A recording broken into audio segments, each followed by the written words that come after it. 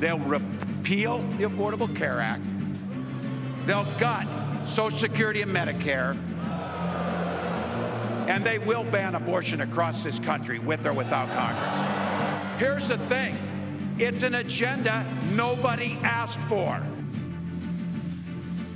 That was Vice Presidential nominee Tim Walz knocking the Trump campaign on health care and reproductive rights last night. His fellow governor in New Mexico had a similar message on abortion during her speech at the convention earlier this week.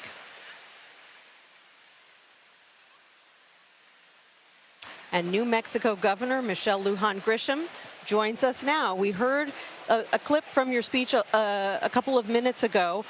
Talk to me about your fellow governor, good friend Tim Walz, giving that speech last night. Did you think it met the moment?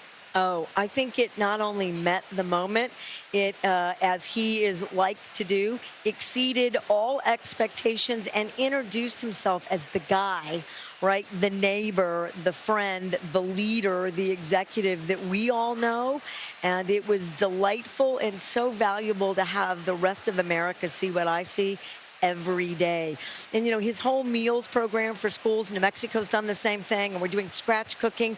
It is really important to see that governors and that folks just like that guy, Tim Walz, is worried about kids and their safety and their well-being every single day, and that's the America we should be investing in. That's the America to be proud of. Yeah, that was one of the biggest applause lines of the night when he said, in Minnesota, we're not banning books, we're banning hunger.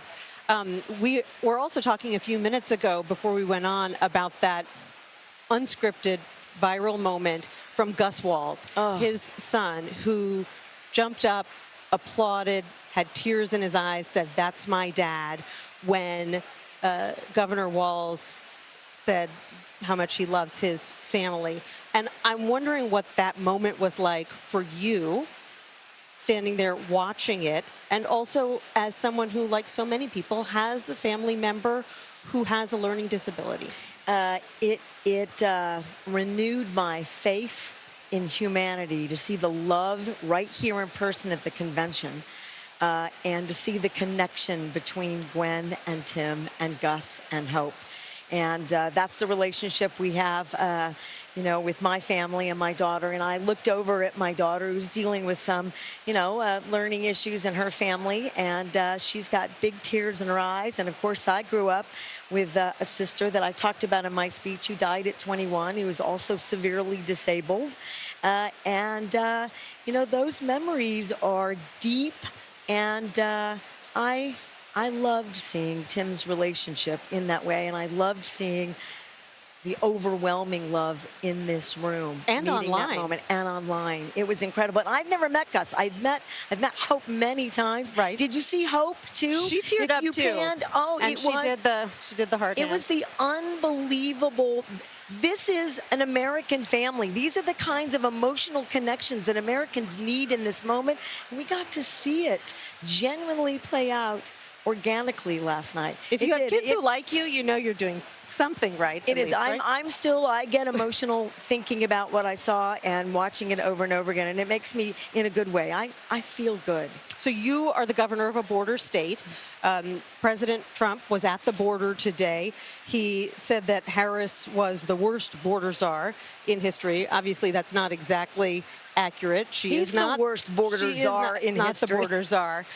What do you make of his decision to go down to the border today and what he had to say? Oh, clearly a political stunt, purposeful, trying to draw attention on the only issue I'm guessing now that they think they have left.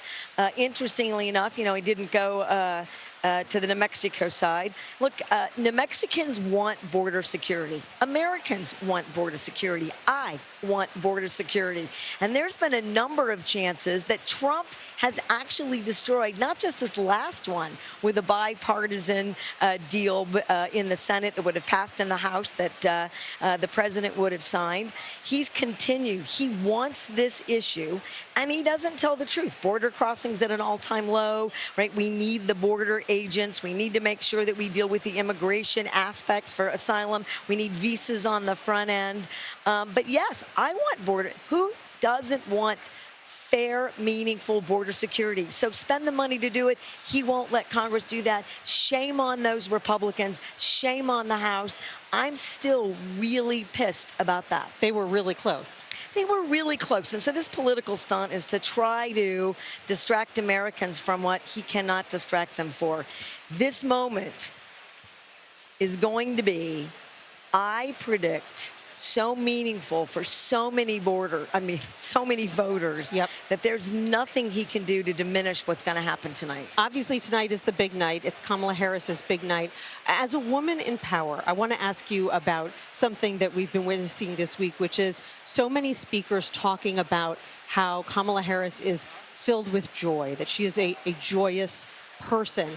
And something that has really struck me is that 5 or 10 years ago, it would have been risky to describe a woman like that because it would have seemed too frivolous and too feminine. We have to be tough. Right. So have you felt that shift as well? Do you think things have changed for you in the years since you first went to Congress and then, you were on the public stage? Well, since I first ran for office in my mid-50s and I went from zero to running for Congress, and I didn't win that election, I can tell you that, women political consultants told me not to be genuine, to be someone else, to not wear 6-inch stilettos, and any number of silly things because they were worried about that imagery for a female woman candidate.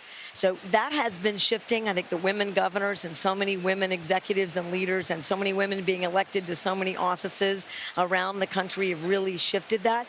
But having the soon-to-be chief executive and leader of the free world, that happiness is a virtue and an asset. And in fact, when people are happy and can smile and grin, you can get to collaboration a lot quicker than when you're dealing with anger. And frankly, there's too much anger in the world. And when there's that kind of anger, people get hurt. People lose their lives. I think she is meeting this moment where we need those shifts, and she is unafraid, courageous, and owning it, and it is resonating. And it resonates with me because I started working in the 80s. It wasn't like that. 90s wasn't that much fun. 2000s. But I feel like I get to be my genuine self in this job every day. I deliver every day for New Mexicans. And they know who I am. And they know who I'm not. And they know that I'm human. And all of that is okay. And now here you are in your stilettos. And now here I am in my stilettos, by golly. Governor, thank you so much for being with us. Governor Michelle Lujan Grisham of the great state of New Mexico.